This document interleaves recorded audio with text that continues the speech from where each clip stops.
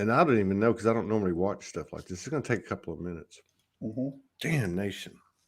I left my phone. That's all right. What were you watching last night? So it was this, and I'd been exposed to it before, both through my own, whatever you want to call it, downloads, astral travel, or by location, whatever. But also through maybe a handful of videos over the last several years. So it had to do with the Four Corners, Mm. Southern Colorado. What is it? Northeastern New Mexico. Of course, you know what I'm talking about, the Four Corners. Mm-hmm. And so, yes, the wizard is here. He is here. Of course, I'm not talking about myself. But it had to do with uh, the inner earth. Mm. It had to do with the indigenous oral history. It had to do with NASA going in and taking over some areas where there were access points to the inner earth. Had to do with this whole network of tunnels that are basically natural, but that have been modified a little bit. Now this is like we're going back like 10, 20, 30, 40,000 years. And I don't know why it came up on my radar, but probably because you're coming on. But then I turned the TV off and I'm like, oh shit, this is going to be a big night. So I had a bunch of lucid dreams and I don't know exactly what went on, but that area was on point. And so I woke up not having a lot of, I only woke up like, well, for good, I only woke up like an hour ago. And so, but I had all this stuff in my head and I thought, oh, it's wizard time. Okay. So that's one thing. I know I know why he's on today, which is really to me, and this is what I wanted to start with, which is really to me like this gateway, right? Like people are talking about 11/11, whatever, right? Okay, so let me preface it. So in 2017, I remember Amanda Lawrence. We were doing a lot of shows back then, like at the pace Franco and I were doing, and so uh, her and some other people pointed out that from this point forward, being late 2017, that any dates that have a series of ones and twos are going to be power dates.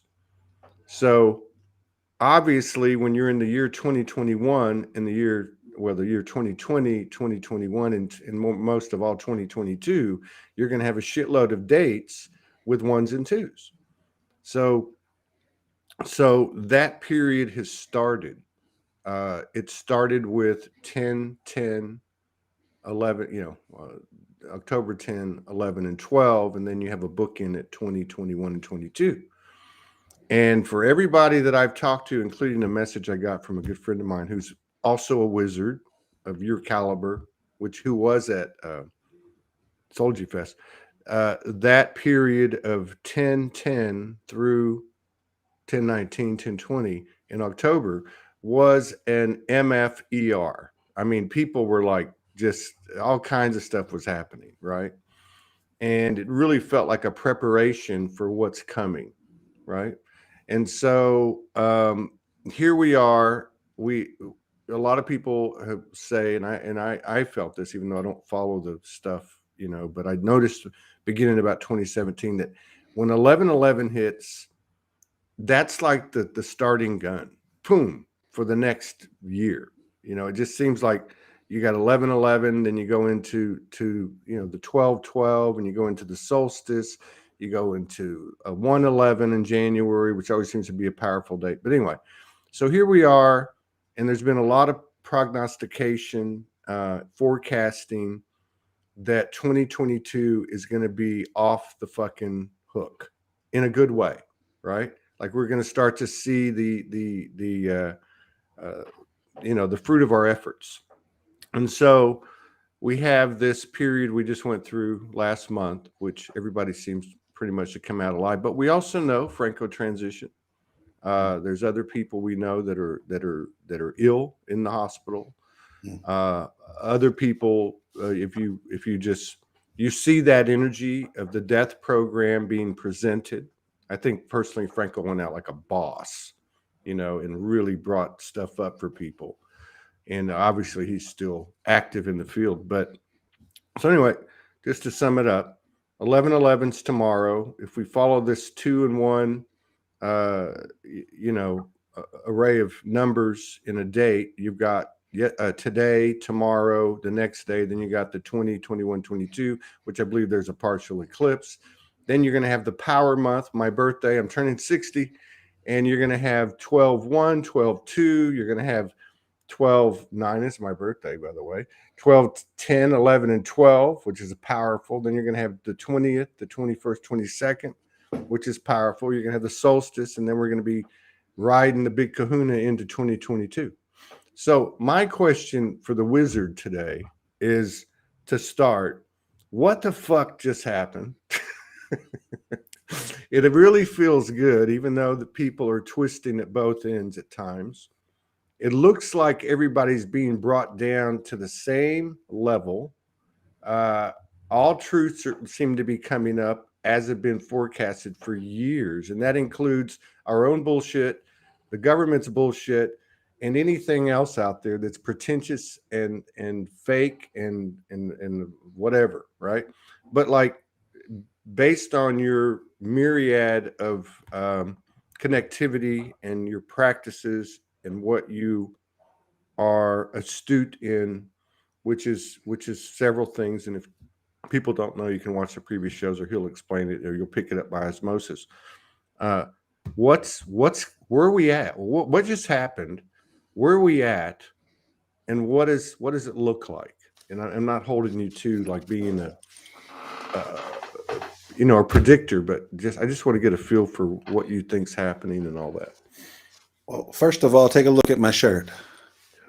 It's a little fuzzy, but what does it say? It doesn't say anything. It's Mount Shasta.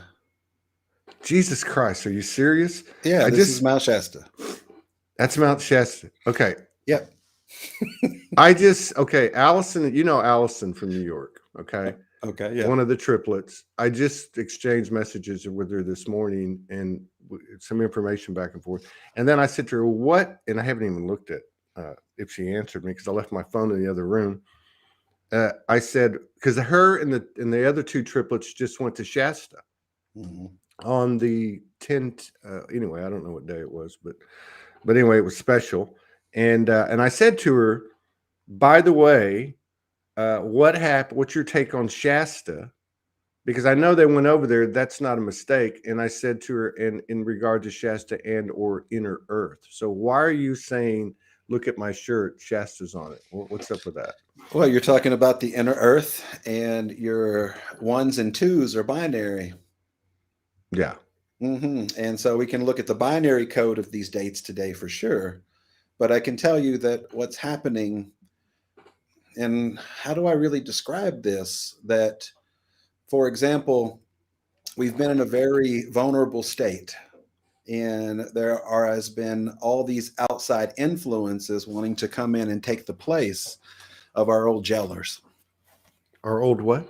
Jailers, our old prison planet. Oh, I got you. Yeah. And so what's been shifted in the divine courts is that functionality for that lower dimensional energy to feed off of us anymore. And when that space became available, there were all kinds of races that figured it was their turn to step up. And we've been turning them back left and right. And we're fixing to cross a point of no return in the next 2 weeks where that will no longer be the case anymore. Okay. Hang on a second. Hang on, because I'm slow. I've only been up for an hour and 11 minutes. Here we go on 11/10/2021. So what you're saying is that what's changed is that the rules for the let's just say the lower vibrational aspects or energies have been changed in such a way that their accessibility or their ability period to, let's just say, influence has been minimized. More than just minimized, it's been revoked. It's been revoked totally. Hmm. So we're in a very transitionary period right now because we're used to dealing with that and living with it. We're used to, Yeah. um, that Yeah. being a thing. Yeah. And this year in 2021, there was a huge shift in the in between reality, and the in between was rebooted, to say. And this is the programs behind the programs. And Okay. so in the reboot, let's just say all of the corrections of how our reality was being manipulated at such a deep level has been rebooted. And the use of the Divine Mother's energy in very wrong ways have been Mm-hmm. exposed. Mm-hmm. And also, not just exposed, but those entities have been tried. They've been tried, as in they've been tried and sentenced, as in. Okay. Absolutely. Okay. So, okay, wait a minute. I just had a great one here. Let's see. This is awesome. I didn't even. Okay. So, okay. You just said, oh, I know what it was. Okay. So, one of the things that happened last month in this period of, I'm going to say 1010 to 1019, everybody's, the shit went crazy. Okay. By let's just say human perspective. Although there's been a lot of people that have been doing the work, and so we rode it through. And now one of the things that happened was there were, which is no big deal, quite a few people saying to me or saying to other people, hey, you've been attacked. There's a movement of dark energy that's coming after us, and really, and I guess another way that could be explained is that the truth was just shining its light and everybody's bullshit and everything was coming up. uh it really felt like it was like a almost like a final purge or a cleansing to prepare us for this what you're starting to describe, but what I might call a coronation or a coming out party. Any comments on anything I just said before you proceed with what you're saying? Yeah, in 2020, we had a Mars retrograde period in the sign of Aries. And so an internalization of our own integrity. Mm. And now last month, when the date you described came forward and the end of the lunar cycle showed up with the new moon with Mars and Libra in an exact opposition to that same process, brought it all forward. And it brought forward the conflict in relationships that were out of integrity. Yeah. Or even the parts and pieces, I think, maybe of an energy or a relationship or an energy complex, if it's more than one person, the things that weren't in integrity were brought up. And that was, would that be another way to say it? Absolutely. And I think we have to bring magnetism into it too, the things that weren't magnetic. Mm. Yeah, that makes a lot of sense. I have been feeling or hearing or understanding I want to say like maybe the last 90 days. And obviously a lot of my experience is experienced and worked out through my relationship with Morgan. Okay. Which you know very well about because of your insight to what you have insight to. But one of the big things in the last 90 days has been this understanding that, almost, I'll just put it in my own words, like there's going to be a lot of shit flying everywhere. Just understand that the heart is the magnet. And if you just stay there, if you just run everything through there, something must be going on because your picture just became crystal clear. But that it will magnetically, like begets like, and the purity of the magnetism will supersede all the BS that's kind of playing out and diminishing, something like that. Yeah, the only thing that I got this morning before this was that the system or the code that you and Morgan have created through Soulogy Really? had nowhere to hook into the new matrix. Mm. And the new matrix had to be built for it to be hooked into. And this movement of silence that you guys are working on, and the conversation of what real silence is and magnetism goes together. Wow. And this movement is extremely powerful. And I said to whoever the hell was talking to me this morning, I said, well, I've never experienced one of the silence programs. I see them, and I've never really set in with one, but I really felt that our awareness of silence as a planet, as the inhabitants of this planet and the inhabitants of ourselves, is something that is extremely powerful, and it cannot be taught. It can only be witnessed. Wow. See, I asked that question without any, I was just using us as an example. And for you to come in with that, like, I totally get it. Like, this is part of what's happening. Everything seems to be presented in sequential order, you know? Like, there was no, I said what I said as an example, just to bring up a general topic, or you know what I mean? And yet there was a congruency, there was a cohesiveness in the way it's unfolded. But this is the way it seems to be going more and more every single day, for all of us.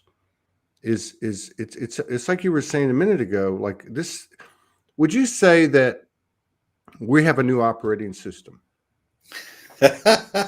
Yes, there Okay. is a new operating system in the back of your back here.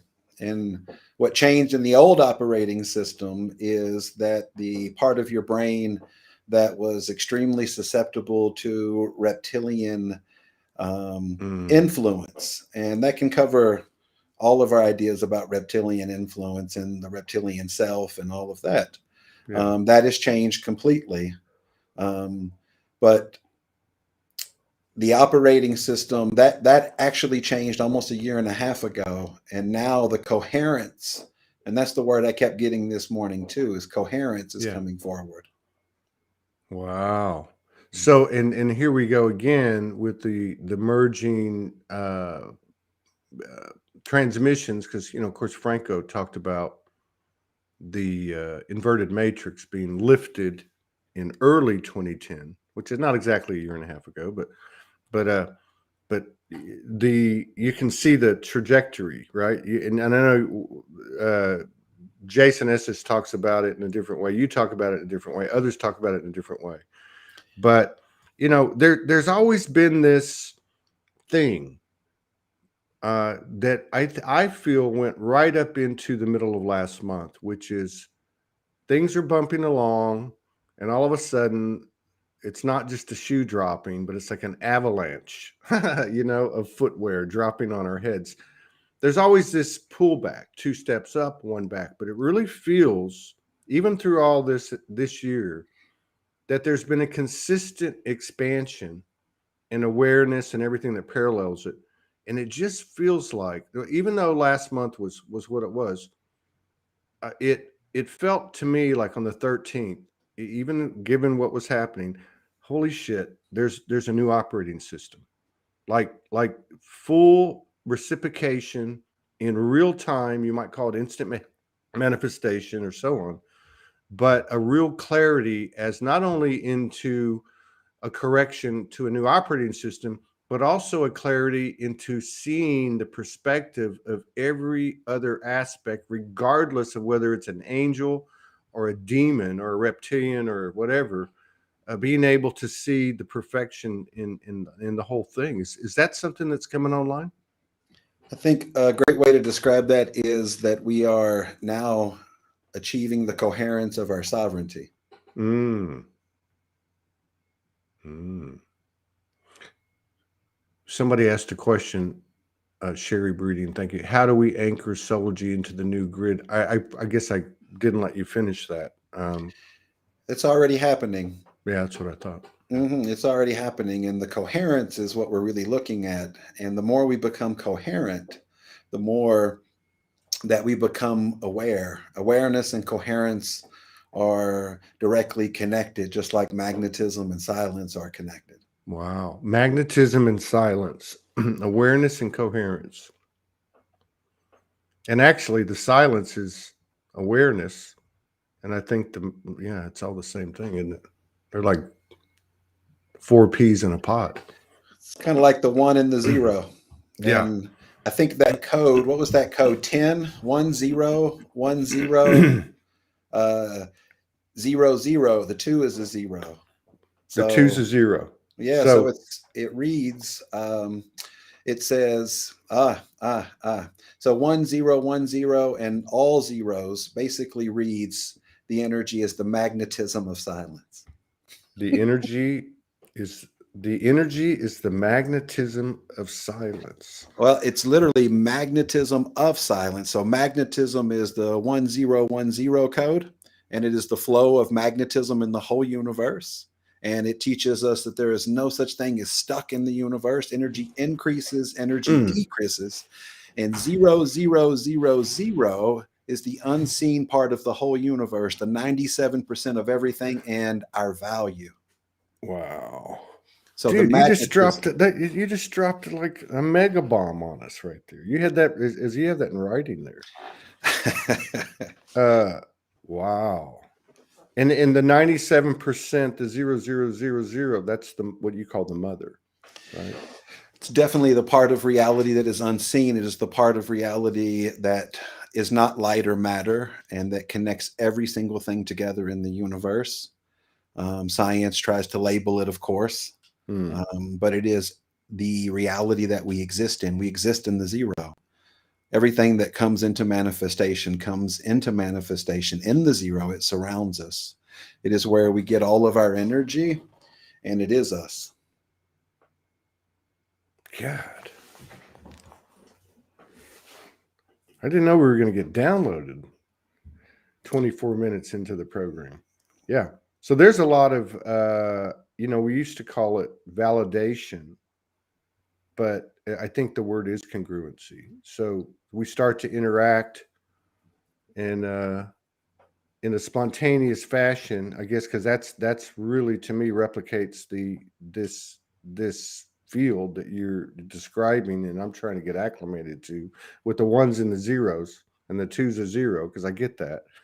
But it just feels like we're all speaking the same language each moment that passes, right? Like it's weird. It's very strange. It's kind of like music. You don't reinvent the sound, you don't reinvent the music. It's more of how you cohesively put it together. So we have the same language and same information. It's kind of like we all have the same containers. Right on. So, wow. Okay. So there's a lot of people have come in, like we've doubled since we started. So I just want to kind of summarize something and then ask you the next question. And first, I'm going to tell you, man, I fucking love you, man. I I just love want you, to tell Todd. you. And Serena too. I saw a great picture of Serena today Oh, beautiful. on a horseback. Yeah. For her birthday. Wow. Really? Happy birthday, Serena. Mhm. So, okay. So you've explained to us that I was just prefacing everything, and I said, 4 years ago, people were coming out saying any dates that have nothing but ones and twos, well, obviously ones and twos and zeros, uh, they're going to be power dates through the year of 2022. So obviously, last month we had this massive ramping up period, or whatever you want to call it, 10 up until the 20th or the 19th. And so we're having the same thing now. Just started. Of course, 11/11 is tomorrow. We have the same thing in December, and then January, and then February really gets big because you've got twos all over the place, right? Twos and zeros and such. But so you were talking about how the twos are a 0, everything's binary, ones and zeros, and I think a lot of people have a basic understanding of that. Now, it looks like we shed some major stuff last month. It looks like we've got some hellacious momentum going on. You're saying we're under a new operating system, which there's a lot of congruence with that, with a lot of other people's stuff. What, at the same time, we've got this really comical, stupid, just, ridiculous, distorted, collective movie playing, and it's just kind of funny to watch. But at the same time, you've got this massive expansion on an individual basis. How do you see all that playing out? Do you think it's just going to burst one day, or what? Astrologically, of course, we have this great tension wave between the development of our own empowerment of our individuality, and the tension wave is between the revolution of individuality. And our expansion over the last couple of years has been hindered. And in 2020, our expansion was restricted in the sign of Capricorn. And then when it came into Aquarius last year, and the expansion of the esoteric information, the expansion of community, and what is shareability? What is it to really be shareable and prosperous in a functional way where we don't fuck up the planet or fuck up ourselves along the way? And now in 2022, starting in January, Jupiter arrives in its ruling sign of Pisces. Pisces. Yes. And notice, I just saw an article yesterday. We're actually cleaning up the ocean. We're cleaning up the trash in the Pacific. And this is expansion in the oceans. It's also expansion in our spirituality that happens in 2022. And if you look at that 2022, and they're all zeros, then we have the code of value, and we have the code of the unseen reality. And notice how your value is unseen, but it's the thing that we want the most. What do you mean by that? Like to be seen or known for what we are, or integrity, or both? No, what I'm really talking about, like, for example, you can hear the sound, but you can't see it. It's the vibrational world that is coming to us and opening up. I got you. Yeah, I got you. Which is more aligned with, from a human perspective, like intuition, telepathy. And I want to say, where does Morgan and I had another evolution in our light body experience, which, I look at what we just went through, all of us, as, we've been on this stair step, it's just been a very consistent. Then last month, it just kind of went like that. Like it just jumped, like new operating system kind of thing. So paralleling that, just, without conscious effort. And again, I only say this as an example that I'm close to, that I can speak of in truth. So we have this experience, not consciously planned, that was somehow initiated by collective energy. I would say as we leveled up, all of us, that mother energy came in more pure or feminine, or whatever you want to call it, as a balance came into fold, that I started to initiate certain things, and she literally physically felt what was happening. This went on for 45 minutes. Then she messaged me and she goes, "Are you doing something?" And I'm like, "Yeah." "Did you feel it?" "Yeah." "Okay." And then she went on to describe in detail, to the nth degree, what I was up to, right? And then we had a continuation for a while. But my point is, and the reason I bring it up, are we in this hidden reality that's vibrational and light and so on, that's coming in more and more every day, per what you're saying and what we're feeling?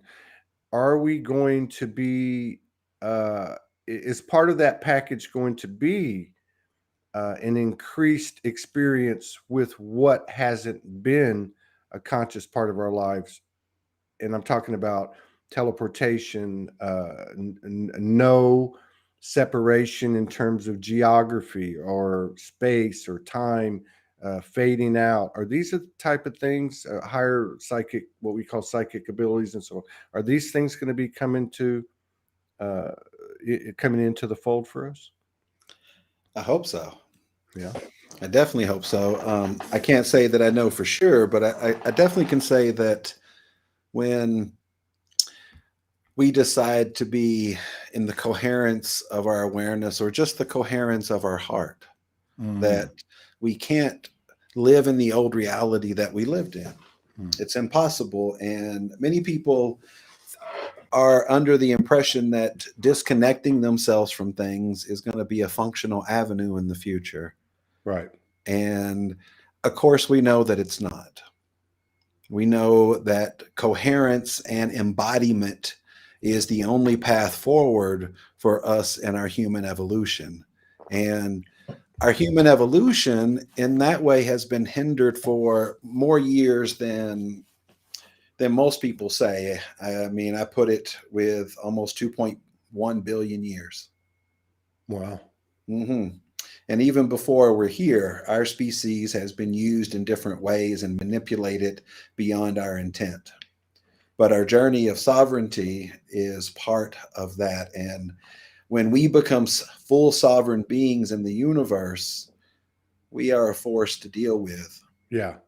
Well, yeah, because we've been down to the deep depths, which is,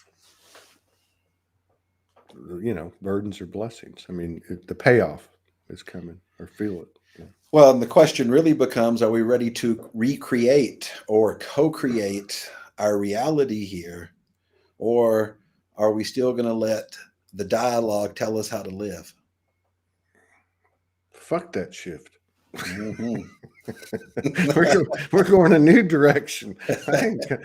So there, and also there was there has been a growing, there was a lot of talk over the years, the last few years, in regard to identity deaths, ego deaths. Now we have this period last month, which our brother went out like a boss to really pull up the death program for all of us.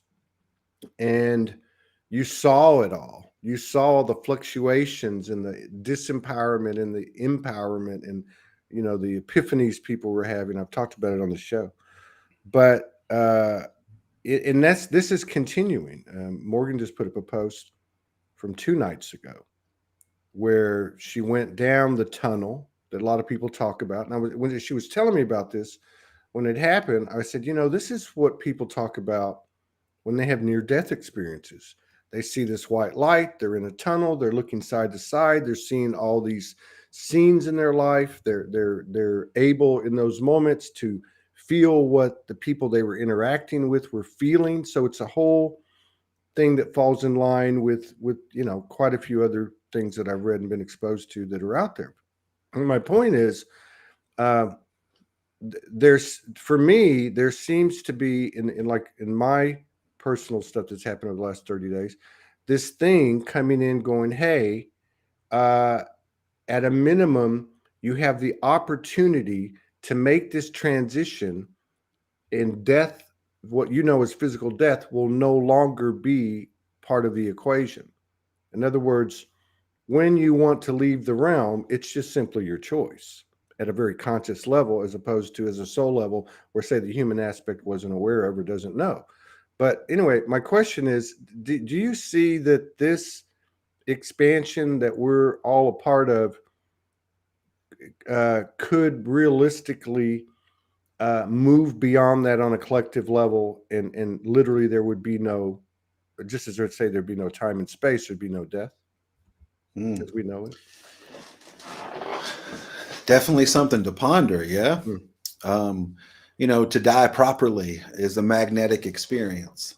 And when you've died properly already without experiencing the physical death, you had a magnetic awakening. And, facing death is definitely something a warrior must do. And are we shifting out of the idea that death is the end of anything? Absolutely. When Franco was here, we took a look at his cellular system very in-depthly. And there were definitely some issues from the old programming that Franco was still carrying around. And he came into this life in such a density, denser than a lot of us. And really? On the other side, when we come in with such a strong awareness, we have this energy of taking on energy in this realm to actually be here. Because if we don't Mm, hold the frequency of this place, it's not easy to be here. wow. Wow. Does everybody understand what he just said? I mean, eh, so what you're saying is because many of the people here, uh, live replay, whatever, in these environments, they say I'm an empath, and I've heard the stories, 3,000 shows. I've heard the stories over and over, Right. but in the body of that story, which has never been pointed out until this moment, what you're saying is these high frequency beings incarnate onto the earth, and because they're such a high frequency, they have to take on density in order to stay here. So Correct. this would be an explanation, or at least something to consider, uh, that this is another way, or I guess maybe even a more realistic a perspective to view our journey in hindsight, that the, the perfection of it, or at least the understanding of it, that we had to take on the shit in order to stay here, to be present for what we seem to be in the midst of now. Does that make sense? Absolutely, because the pathway is through it. Hmm. So to change or to become aware of anything, we must go through it. To become aware of the love that we are, we must go through the fear of not having security, or the fear of not having a deep connection, or the fear of what we cannot control. Yeah. Yeah. And many entities, not entities really, many collectives on the other side, basically ask souls to give over their karma so that they could actually enter into the old system, because the old system didn't really support your advancement in any way. It supported the development of charge, and also not just charge, but it's another way of saying density. Yeah, no, I get that. Density is, to me, when you said that about Franco, that made a lot of sense, and then it made me realize what I just said about the impasse. Um, so there some of the buzzwords seem to be, and I'm just trying to pull from the many streams, even in the last 24 hours, which is one thing that Morgan had mentioned for last month, which was the survival program is mm, dying. Okay, yes. now you just kind of mentioned that, and it felt like it was congruent. In fact, I know it was. But the death, uh, kind of, these are words that are being phased out. Survival, but this thing about magnetics, uh, I don't see a lot of people talking about it, but I have a feeling it's going to come to the surface. What is a magnetic awakening? You just use that term. What is a magnetic awakening? ah, how would we describe a magnetic awakening? A magnetic awakening is discovering what you're not receiving in the story. Oh, okay. I got you. So it's okay. I saw this, and I've mentioned this a lot the last couple of weeks. We started watching the Matthias De Stefano um, series called Initiation, Mm, and they're in the fourth season now. But one of the things he talked about, well, the many things he talks about, without going into too much depth, but just to get to the point of what you're talking about, is that how the third dimension came to be. It was actually constructed by us out of the sixth dimension, and so on and so on and so on. Now, one of the things that he says, as he in part of his series, as he's talking about the different dimensions and what they are, mm, is he talks about the eighth dimension. mhm, And and and and so in the eighth dimension, let's just say a person can stand anywhere in the spectrum, okay, and can basically see any and all perspectives from any point in the spectrum, okay? So it's like having an omnipresence, uh, at a very high level, in seeing things for what they are. So your magnetic awakening frequency is full blown, right? Now, what he talks about in terms of like the experience of what we're all going through is and even in other ascension platforms, let's just say in other dimensions and planets and so on, that what happens is we slowly go through this process of what I'm going to now term as a ascending to magnetic awakening, where we start to understand and see the different perspectives, which seems to be happening as people start, as it seems like there seems to be a balance that's coming into the fold of what we might call good and evil, dark and light, and so on. So the magnetic awakening, with what you're saying, is we're gaining a wider perspective and a thorough perspective of the other aspects, or our playmates, like Franco might say, which would only seem to bring us into a more balance. Is that right? It's fascinating when we talk about magnetics and we have to bring in our multidimensionality. And they are extremely connected. The eighth dimension itself is the divine mind, and how you described of having a perspective from any point. And think of the network of all of the stars in the universe as a representation and our third dimensional reality of the divine mind. And imagine how all of the elements come out of those stars to create life. And to create this reality. So our dimensional reality starts with a point of origin. It comes into the elemental world. It comes into the particle world. It comes into the vibrational world. And that magnetic awareness is when we come into that awareness of that fifth dimensional reality, where we become scalar. And we have those opposing forces that you're talking about meeting each other and creating the totality, a full circle of our experience. Yeah. So going back to what you said earlier about, and I'm just going to put it in my words as I understood it, was what I've said, at least not because I'm smart, but just because it just makes sense. You can't divorce yourself from anything. You can block something or delay something.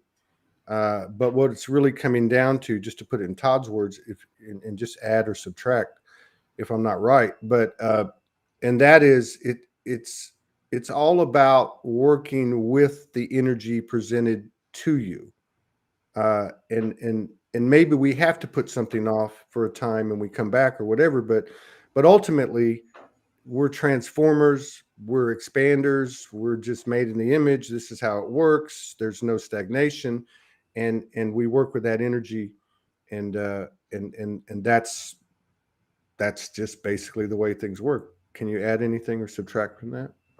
Yeah, the magnetic pulsing. Imagine your breath is the magnetic pulse that keeps your body in its operation. And it's the magnetic pulse that we all share, but we're not necessarily in this conscious awareness that every time we breathe in, that we're supplying oxygen, that is supplying oxygen to all of our organs and keeping this vessel, as we call it, alive. So magnetism and pulsing go together.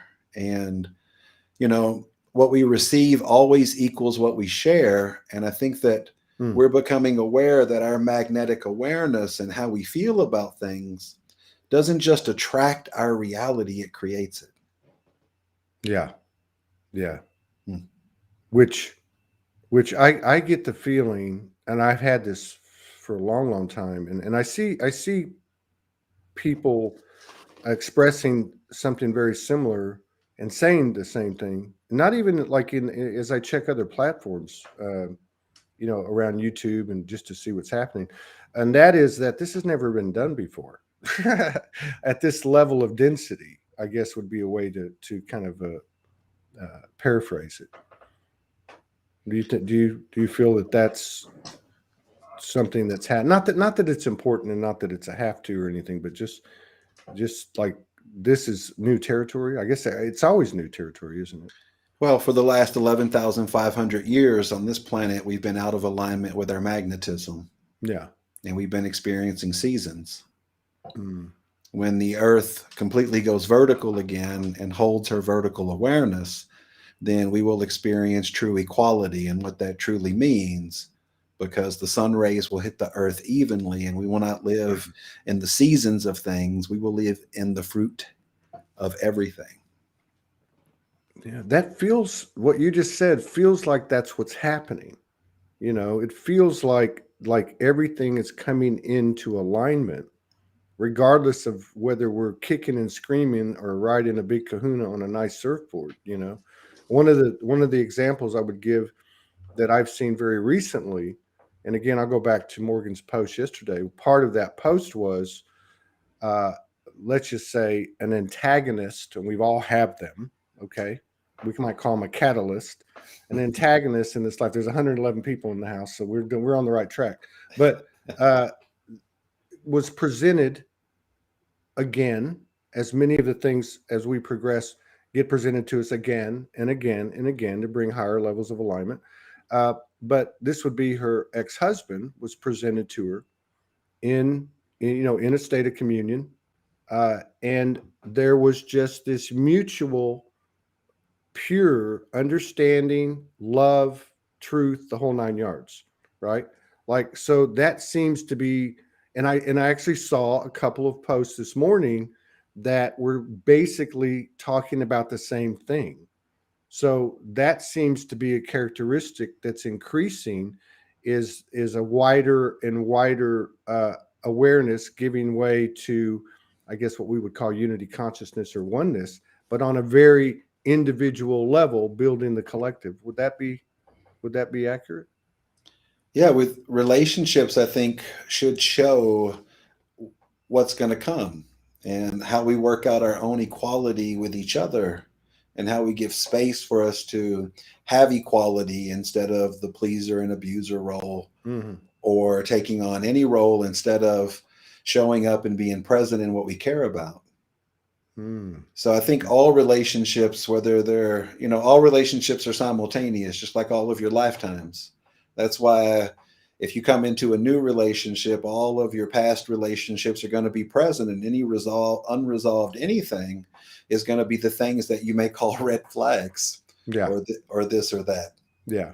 They just And look different face, different level of sting, maybe. Yeah, right, that's pretty. and harmony comes through conflict, not avoiding shit. Yeah. Yeah. And relationships are probably the biggest source of conflict for all of us. And if we don't learn to face that conflict in our relationships, then how can we expect to make harmony in our lives? That's a big boom. Lightning bolt.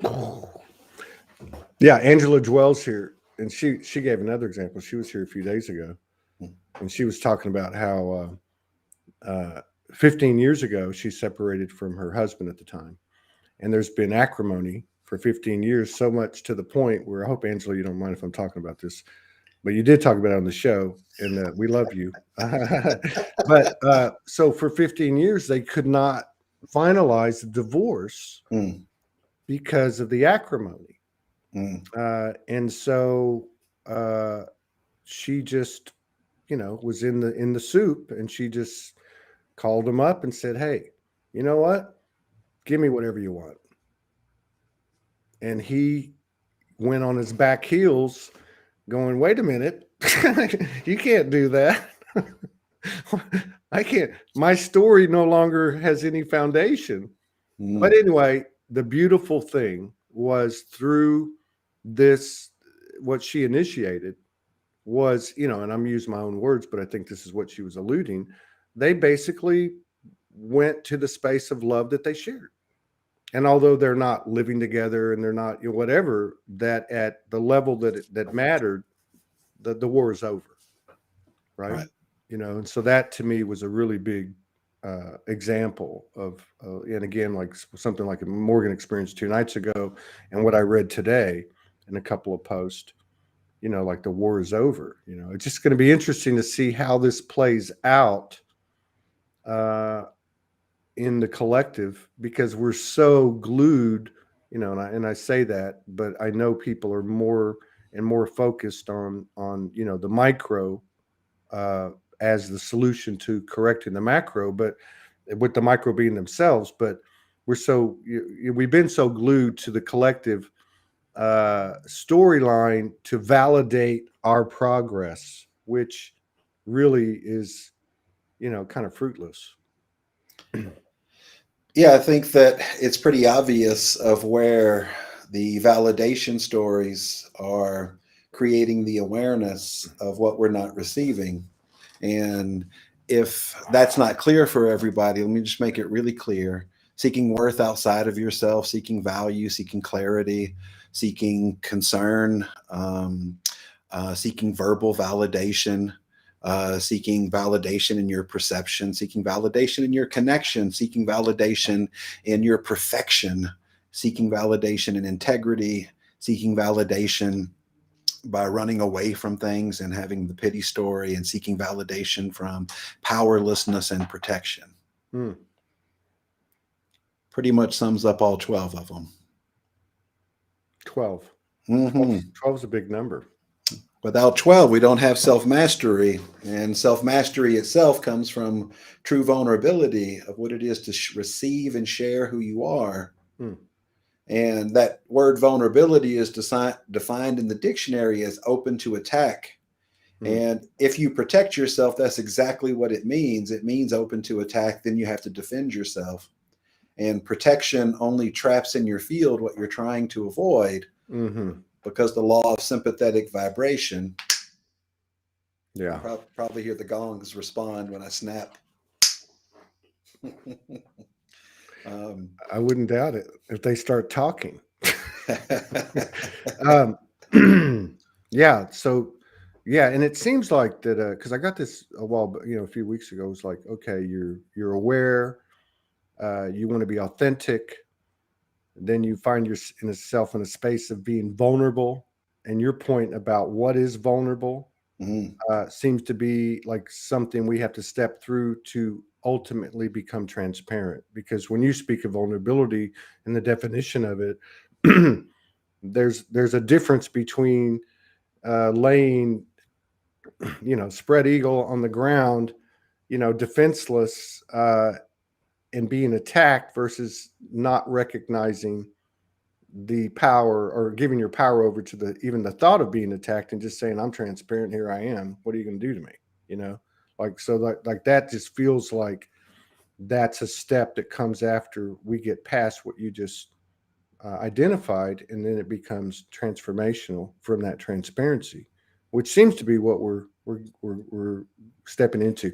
I want to ask you too about something that's talked about a lot, and I just want to say too, and give you props, because 3,000 plus shows, I don't hear, and I'm not throwing rocks at anybody, because we're all doing the best we can. I understand that, and I think these conversations are anywhere are so important.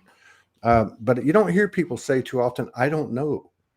And he just said that a while ago. I don't know. I think that's a great characteristic of kind of a barometer, one barometer of how we might be taking ourselves too seriously or not. But what I wanted to ask you about was the two Earth theory. All right, or the two Earth concept. I mean, now we're talking Dolores Cannon, we're talking all kinds of people with all kinds of different explanations of what that looks like.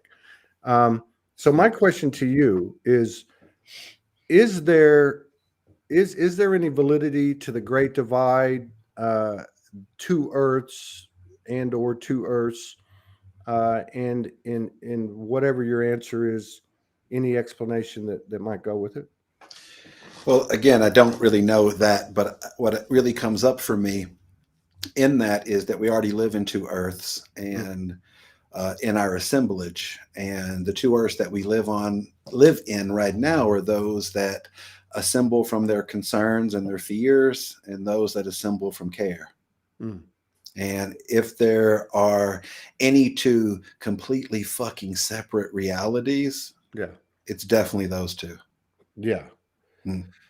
Whew, God, that just came right through my solar plexus and exploded. But we call that the point of no pity, Todd. Right?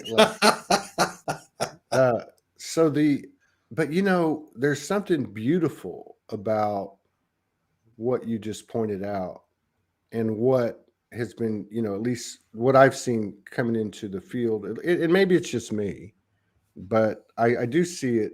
It's, and what I'm saying is like an appreciation, a reverence for polarity, because I don't know how I can't speak for anything outside of this present moment, or this, at least this experience that we all share. But you talked about conflict a minute ago. I mean, that's a human word, but again, like you were saying earlier, uh, let's talk about it in terms of density as opposed to a charge, right? But my point is it's like that's the whetstone, the friction, polarity. We're in a realm where we've actually, it seems that we've actually taken the polarity to the nth degree, you know, to the highest level that we could stand it, and the that's now culminating to this field of potential that offers the greatest level of expansion because of the expanse between the polarities. So do you have anything that you want to say about that? Yeah, so the polarity itself, when we swing back and forth on the pendulum between something, that creates an awareness of gravity that would be associated with density. Hmm. And feeling the density of that swing of the feelings, Yeah. when those come together, what changes is that you create your own gravity instead of gravity happening to you. God, I have no idea what that means, but that gravity is another buzzword, right? That like whatever I mentioned before, because I can't remember, but like survival's fading, gravity's. There's other words. As some words fade, other words are coming in.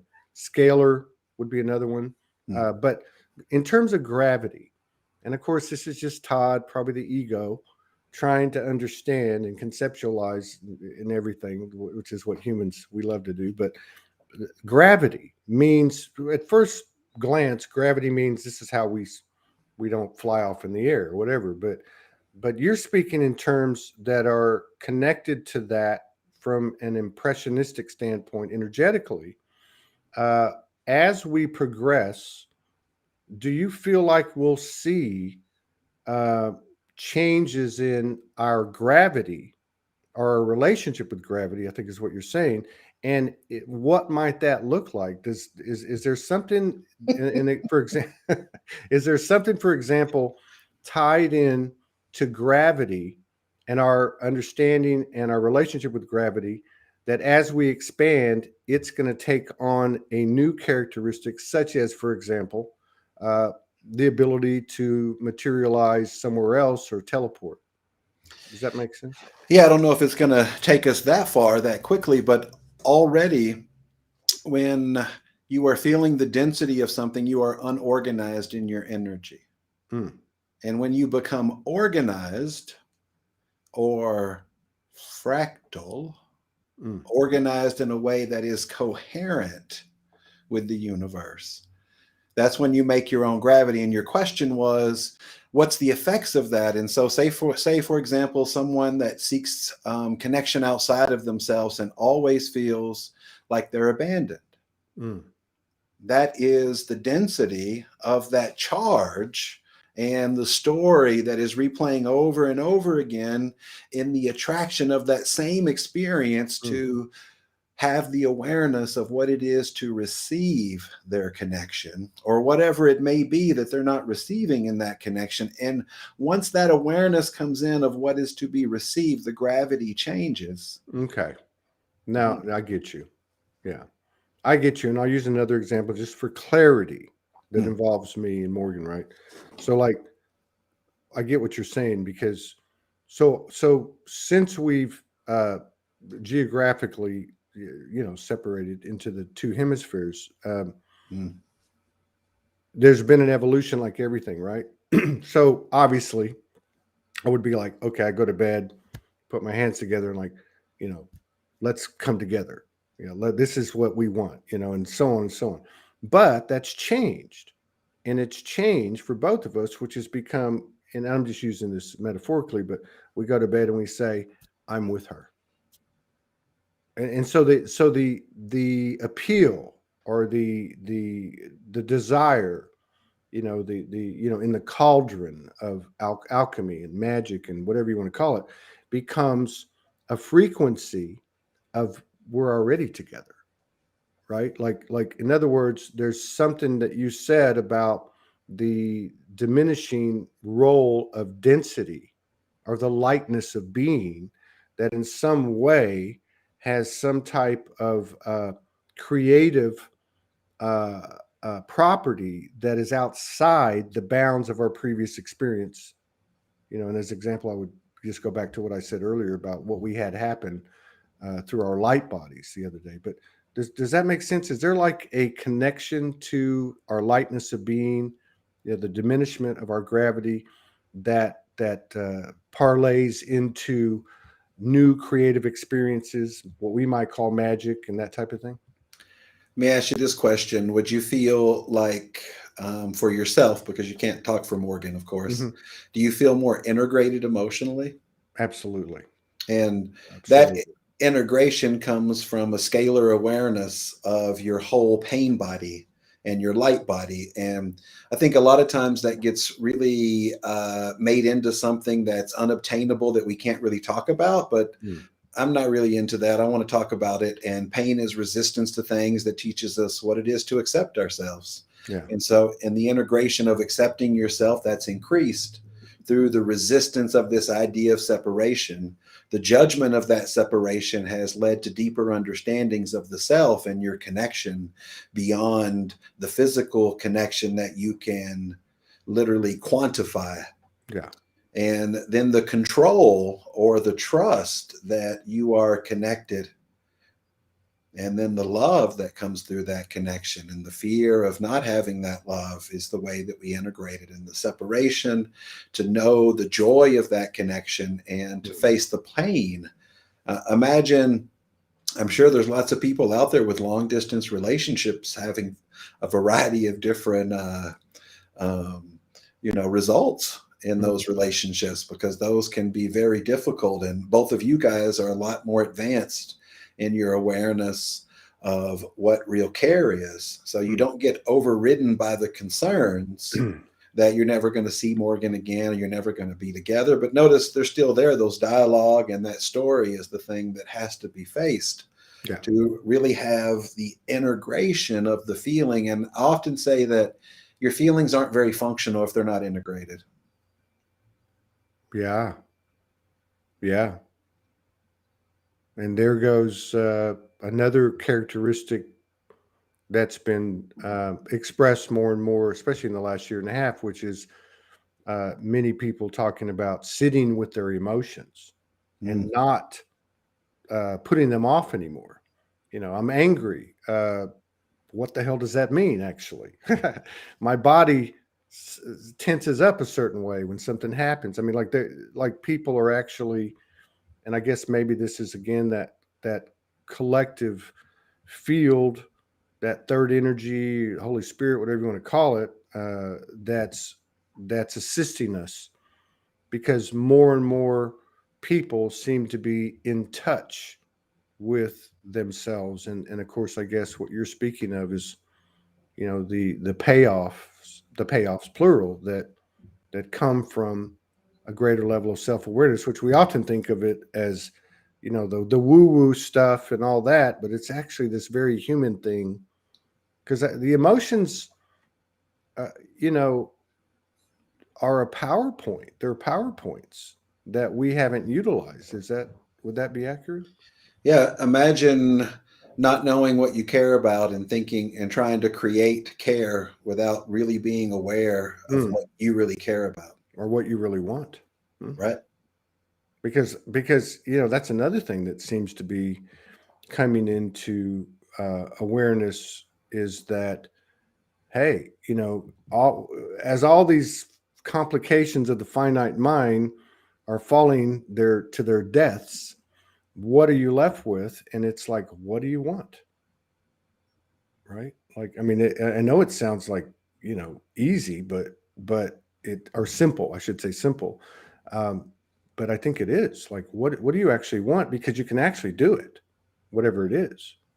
I mean, as obviously, this is not taking for granted, but as a given, we're expanding, and our nature is going to be, or let's say our free will is going to be in uh, higher alignment with pure universal will, and all its virtues. Yeah, what we receive, there's no substitute to. Mm. And what we decide to receive is always going to equal what we have to share. Yeah, what we decide to receive is always equal to what we have to share. Yeah, yeah. This whole thing that we talked about last time Mm. was the I was using the term give and receive, but you were talking about share and receive, Or which receive and share. receive and share. Well, yeah, but I mean, like, as an infinity sign. Yeah, like Right. one is, and you were right. Yeah, the giving is much less appropriate than the word share. I really get that. Um, You can give without receiving, but you cannot share without receiving. yeah, yeah, I get that. Yeah, Mm. very cool. God, this is massive. This is cool. I'm digging it. Yeah. Yeah, Uh, Morgan was talking about the fear programs being gone, and I've been describing that this last week in my course mm, as not living from a deficit. not living from a deficit. Like creating this hole emotionally that now we have to pull ourselves out of because of our bank account looks a certain way, or Mm, emotionally we feel like we made a mistake or whatever it is. And I woke up last week and my dialogue kept trying to tell me there was a deficit. And that's pretty much where I told it to go fuck itself. And I'm not living from a deficit. yeah. And I got focused on what I wanted to receive. And those old programs are going away, but this idea that we would have to replace them with something else, or they're going to get replaced, instead of that we're constantly going to have to face them. Yeah. Well, yeah, I get that. And that's what I was kind of referring to, and I can't put it into words like you can, but it was like, okay, so we use that as the baseline. As I give up my fears, it's okay. So, like, as I give up my fears, I don't have to even say what I want, because that's already kind of what I am or what I know, right? So, as a micro example would be our experience the other night. I could have never painted that picture. Uh, you know what I mean? I didn't go, "Oh, I want this to happen," but because of the density, or the lightness, the increasing lightness of being, it just happened. It's almost like a fusion. Feels like a fusion of the, let's just say, the light body. In this example, you could say the soul, whatever, but the light body and the physical body. Because the reason I say that is because of the effects, or the connectivity between the physical and the non-physical. It's like getting closer and closer and closer, which is on one hand kind of freaky, in double entendre. But it's also it's almost like, okay, I'm gonna give this fear up, and you see it happening with this whole COVID programming. You see people going, hey, I've had enough of this, right? I mean, you're seeing this slowly build, which means what? That they're becoming fearless. They're less fearful. So when that happens, something comes in, a truer reality, on a very personal level and otherwise, that it's almost like you don't even have to ask for it. At some level, you have to know what you want, because that's part of being self-aware, and that's what you're describing. But like, there's something that's occurring that for all intents and purposes is an unknown, right? It's called embodiment, Todd. Embodiment. Embodiment. You're embodying it. It's literally, when you go through the fear, you create more space to embody the love that you are. Now I'm getting activated in my root and sacral. And you talked about also the light body and that point right in your solar plexus we call the point of no pity. It's also the point of your nervous system. Yeah. And so there's been plenty of studies that show that your nervous system, your heart, gets the vibrational message way before the rest of you does. And so vibrationally, there's no space where we're disconnected. And in the vibrational world, there's no particles. In fact, the particle is the vibration. The vibration is the particle. That's like just saying that you are the vibration and the person all at the same time. And that's the big perspective that's shifting. People were comfortable seeing separation in everything, including themselves.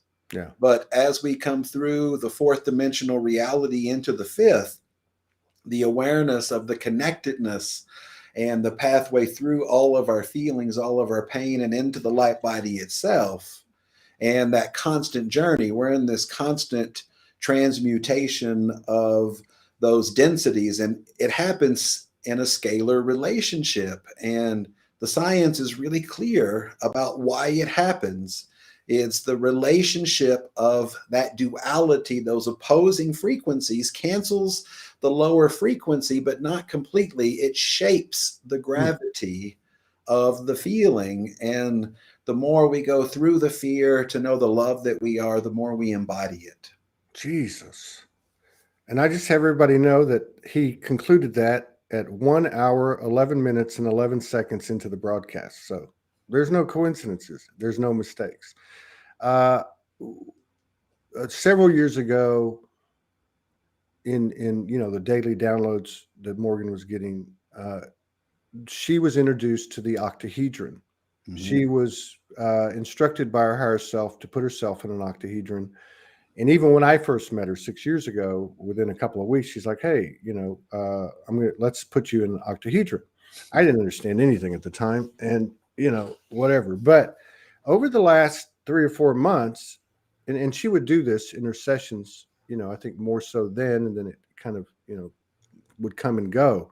But 3 or 4 months ago, it really popped in, and in the sessions that we do together, which she pretty much facilitates, and we started to go into, or she was instructed, or it just kind of happened. Hey, we go in, the higher self said, "Hey, let's put you guys in an octahedron," and then it got to a point where the information came in, say a month ago or whatever, where, hey, every time that you go into session, it's in the highest interest to put yourself in an octahedron. So that, coupled with the information coming in, through her channels, and even seeing other people's stuff, which was that the New Earth grid was created by octahedrons, and that we are the grid, and so on and so on. But my question is, I don't know if I've heard you talk a lot about sacred geometry. It's a very foreign language to me, other than my relationship with her. But is there anything that about? And by the way, we're having an octahedron activation event on Zoom. The link is on the event. You can come in. We're it's all there. You can go look at it, and that's going to be tomorrow night. But anyway, what do you have any information on the octahedron? Why is that coming up for so many people? And I also would just point to real quick, in Matthias De Stefano's series, he talks a lot about the octahedron in regard to what we call New Earth and so on. But do you have any information on that? Absolutely. I think I pulled a card from the tarot for this conversation. I was waiting for it to present itself, and you just presented it. It was the Chariot. The Chariot. Mm-hmm. The vehicle for ascension, also known as your Merkaba field. So the octahedron is part of the geometry of the collapse of charge. And since it's part of that geometry, it's part of the way that the universe organizes energy and information. Okay. And so it is a conglomeration of that organization. And what do we have in the octahedron? We have diamonds and triangles. Okay. And let's first look at the diamond. The diamond brings forth the energy of harmony through conflict. Oh. And the triangle brings forth the energy of pulsing and to see trust, love, and beauty in all things. But the pulsing of harmony through conflict, the pulsing of that diamond pattern is a tension wave with a harmonious wave. And so you have tension and resolution in the same energy. You're not just holding on to the tension, you are creating tension through resolution. And it's taking it much deeper into the deeper part of the way that your body literally collapses charge. Dan Winters talks a lot about the octahedron and its Really? role in charge collapse. Absolutely. Wow. Mm-hmm. And that's saying a lot because I know you very well, and you're Dan Winters is a huge influence on you, right? Absolutely. You know, I had a client levitate in my office in '09, and I had studied with a Taoist master, a bliss technique, and she was very sensitive to it. So much so, I think she told me not we shouldn't tell her husband. And I said, "You have your clothes on, and I'm not a weirdo, so it's okay to feel good." And her hands started coming up when I had her store the energy in her abdomen, and she was in a very ecstatic state. Mm-hmm. And she says, "I'm not doing that." And then her feet point forward and she lifts up off of my yoga mat for about 5 minutes. And Wow. I'm putting my hand underneath her the whole time. And energetically, I said, "I want to record this space because I'm going to have to come back here because I don't know what's happening and I want to know what's happening." And so in 2010, I started looking to the internet to see if I could find things about levitation and physics because something told me that it was completely natural what happened. And in the African traditions, I've seen the ancestors, I've seen stuff that we would call supernatural. And this experience was not that. It was very pleasant, it was Mm. very present. And how Dan explains that is called perfect nesting or perfect embedding of frequencies, which also includes the octahedron, by the way. And basically, how do we get fractal? And I think his book out that he talks about a lot, he predicts the fractality of the hydrogen molecule through his equation, Planck times length. And basically, he is literally showing you mathematically what gravity is. Jeez. Mm-hmm. It Do you know is. him? We should get him on the show. I do not know him personally. I know people that do know him, of course. I'm sure he would love to come on your show. Dan is hard to understand, but there is something he turned me on to, and I don't think it was him personally, but I wanted to understand the harmonics of light and how that works. And so I Mm. got obsessed in 2011, 2012 of how light organizes itself and Mm.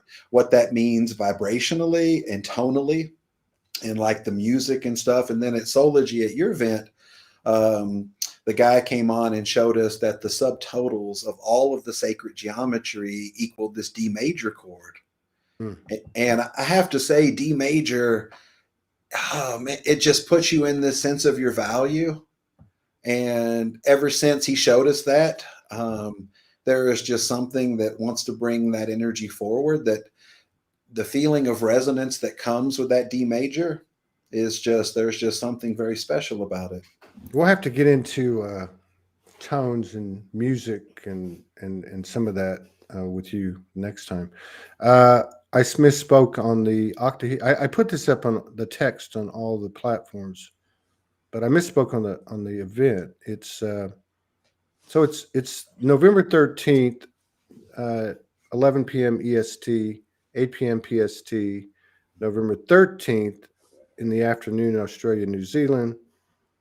Uh, November 14th in, I got this wrong somehow. So that'd be that's November 30th. It's November 14th, Australia, New Zealand on the 14th. And then we early in the morning in Europe on the 14th.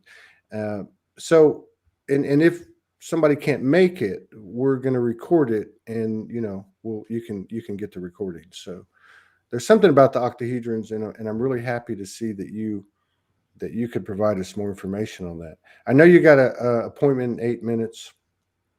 Is that right? And yeah, man, I really enjoyed the flow, and I love you, brother. And give Serena a third eye kiss from me. And thank you for coming in, and I look forward to seeing you again next month, and we'll see what we can get into. But Thanks for having me. All right, brother.